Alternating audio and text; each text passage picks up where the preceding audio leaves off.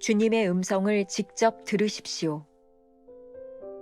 모세에게 이르되 당신이 우리에게 말씀하소서 우리가 들으리이다. 하나님이 우리에게 말씀하시지 말게 하소서 우리가 죽을까 하나이다.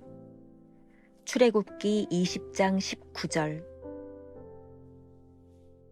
우리는 의식적으로 하나님을 불순종하지는 않습니다. 단지 그분께 신경을 쓰지 않을 뿐입니다. 하나님께서는 우리에게 명령을 주셨고 그 명령은 언제나 그 자리에 있습니다. 그러나 우리는 그 명령에 신경을 쓰지 않습니다. 의도적으로 불순종하려는 마음 때문이 아니라 하나님을 사랑하지 않고 존경하지도 않기 때문입니다. 너희가 나를 사랑하면 나의 계명을 지키리라. 하나님을 업신여겨 왔다는 사실을 진정으로 깨달을 때에야 비로소 주님을 외면했던 자신에 대해 부끄러움과 비참함을 느끼게 됩니다. 당신이 우리에게 말씀하소서. 그러나 하나님이 직접 우리에게 말씀하시지 말게 하소서. 우리는 주의 종의 음성은 듣고 싶어 하지만 하나님의 음성은 거부합니다. 우리는 사람들의 간증을 듣는 것은 좋아하지만 하나님께서 우리에게 친히 말씀하시는 것은 싫어합니다. 하나님께서 우리에게 직접 말씀하시는 것을 왜 그토록 두려워합니까? 하나님께서 말씀하시면 그 말씀에 순종하든지 불순종하든지 양자택일을 해야 하기 때문입니다. 그러나 주의 종을 통해 들으면 우리는 하나님의 명령으로 듣기보다 그것은 비록 하나님의 진리처럼 들리기는 해도 아마 당신의 생각이겠지요 라고 말할 수 있기 때문입니다. 하나님은 여전히 당신을 자녀로 대하시는데 당신은 항상 주님을 무시함으로써 모독해온 것은 아닙니까? 주님의 음성을 듣게 될 때 주님을 모독했던 자신의 자세에 대해 큰 부끄러움을 느끼게 될 것입니다. 주님, 왜 저는 그렇게 무디고 고집이 세웠던 것입니까? 주님의 음성을 직접 듣게 될 때 우리는 언제나 자신을 향해 비참과 비통을 느낍니다. 주님의 음성을 듣는 진정한 기쁨은 너무나 오랫동안 그분을 듣지 않았던 부끄러움과 섞이게 됩니다.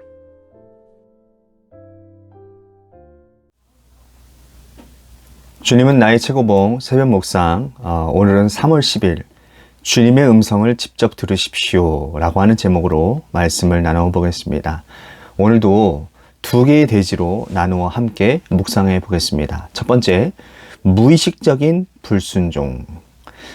챔버스도 주의 일을 하면서 영적 암흑기를 지나던 때가 있었다고 합니다. 그 시기에 그는 그 성령님의 능력을 구했지만 성령님께 쓰임받기보다는 자신이 성령님을 마음대로 부르기를 원했던 적이 있다, 이렇게 고백을 하고 있습니다. 우리 역시 하나님께 기도하지만 성령님을 향하여 의식적으로 귀를 기울이지 않는다면 그분을 무시할 수 있다는 것을 기억해야 합니다. 오늘 묵상글은 이렇게 시작을 하고 있습니다. 우리는 무의식적으로 하나님을 불순종하지 않습니다. 단지 그분께 신경 쓰지 않을 뿐입니다. 단지 그분께 신경 쓰지 않을 뿐입니다. 우리가 함께 이 묵상을 시작한 가장 큰 이유, 의미 가운데 하나가 바로 이 묵상을 통해서 우리가 하나님께 신경을 쓰겠다, 이런 의미가 아닐까요? 칵테일 효과, 칵테일 파티 효과라고 하는 말을 여러분 들어보셨나요? 칵테일 파티를 한번 상상해 보십시오. 많은 사람들이 뒤섞여서 여러 사람을 만나고 이야기하는데 오직 자신이 관심을 가지고 있는 주제, 그리고 자신이 만나는 사람의 목소리가 귀에 쏙쏙 들어온다라는 이론입니다. 아무리 시끄러운 주변에 소음이 있어도 이 칵테일 파티에서 자기가 만나는 사람의, 관심 있는 사람의 소리만 들린다라는 것이죠. 영국의 인지과학자 클린 체리 교수가 이 용어를 처음으로 사용했다고 합니다. 당시 1950년도에 항공 관제사들이 한 대의 합성기를 가지고 많은 조종사들의 메시지를 받고 또 그렇게 관제를 했다라는 거죠. 그런데 참 신기로운 것은 많은 비행기가 이착륙하는 가운데서도 많은 사람들의 목소리를 쏟아내는데도 이 관제사는 자기가 맡은 임무를 정확하게 듣고 정확하게 처리할 수 있었다는 겁니다. 이게 바로 칵테일 파티 효과입니다. 이 이론을 오늘 묵상과 좀 연관시켜 보겠습니다. 우리가 하나님의 음성을 듣지 못하는 이유는 하나님께 집중하고 있지 않기 때문이 아닐까요? 요한복음 14장 15절 말씀에 보면 너희가 나를 사랑하면 나의 계명을 지키리라 라는 말씀이 있습니다. 여기서 우리들이 주목해야 될 점이 하나 있습니다. 하나님의 계명이 갑자기 툭 튀어나와서 제자들 앞에 나온 게 아니라는 겁니다. 여전히 그들과 있었던 그 말씀, 하나님의 말씀을 오늘 우리가 지키느냐, 지키지 않느냐에 대한 문제라는 것이죠. 하나님께서 주신 명령은 늘 우리와 함께 있었습니다. 문제는 의도적으로 불순종하는 것이 아니라 하나님을 신경 쓰지 않으므로 하나님의 말씀을 존중하지 못하기 때문에 지키지 못한다는 것을 기억해야 한다는 거죠. 우리가 기억해야 될 한 줄 노트. 하나님의 음성을 듣지 못하고 살아가고 있다면 하나님을 신경 쓰지 않고 살아간다는 증거입니다.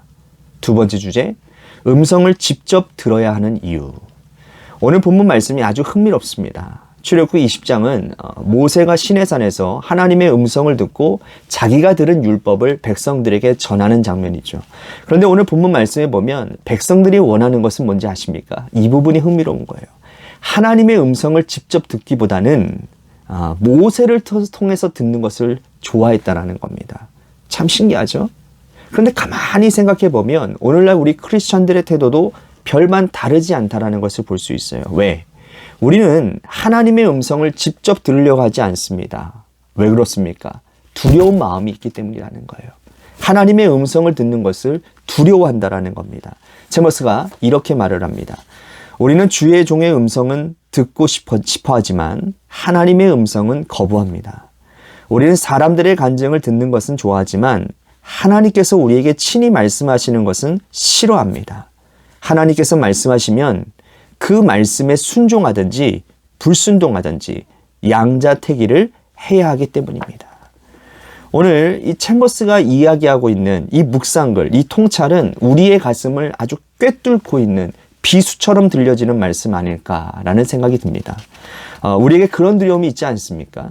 하나님의 말씀을 들으면 그 말씀에 순종하든지 아니면 불순종하든지 분명하게 양자택일을 해야 한다는 것을 우리가 알고 있다는 거죠.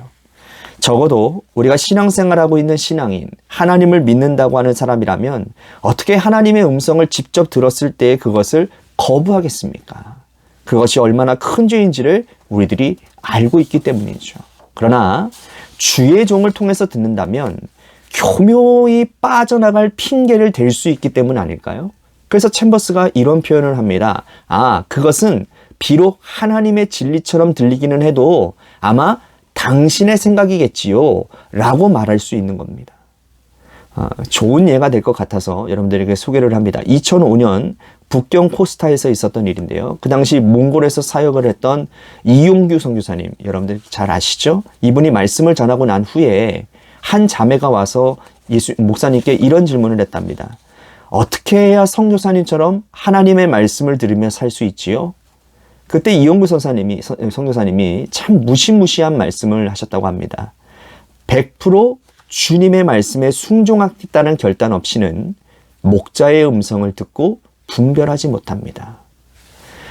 우리는 많은 경우 하나님 일단 말씀해 보세요. 들어보고 좋으면 그대로 하고요. 제 생각이 더 나으면 그때 봐서 절충하지요.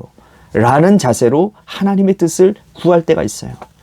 말씀에 순종할 준비가 되어 있지 않으면 하나님의 음성을 들어도 듣지 못할 수 있다라는 생각을 하게 됩니다.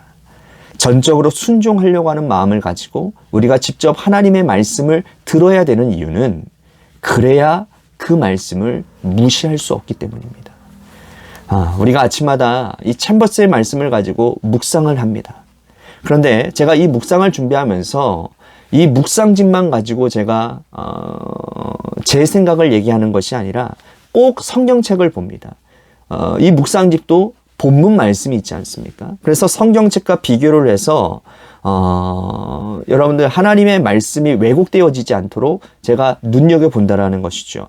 뭐 그렇다고 해서 챔버스가 잘못된 이야기를 한다, 그 얘기를 하는 것이 아니라 성경책을 우리들이 보아야 되는 이유가 있다라는 겁니다. 또 오늘 제가 이 챔버스 글을 여러분들과 함께 나누고 있지만 이것이 뭐 저의 간증이니 뭐 혹은 챔버스의 간증으로 끝나면은 안 된다라는 것이죠. 이것을 통해서 우리들이 하나님의 음성을 들어야 된다라는 겁니다. 그래서 여러분들에게 제가 마지막에 묵상 질문을 던지는 이유가 이 묵상글을 통하여서 챔버스의 묵상이 있고 저의 묵상이 있고 또 이 말씀을 들은 여러분들의 묵상이 여러분들 가운데서 고백되어지고 그렇게 살아갈 수 있는 그러한 순환의 역사들이 일어나야 된다는 거죠.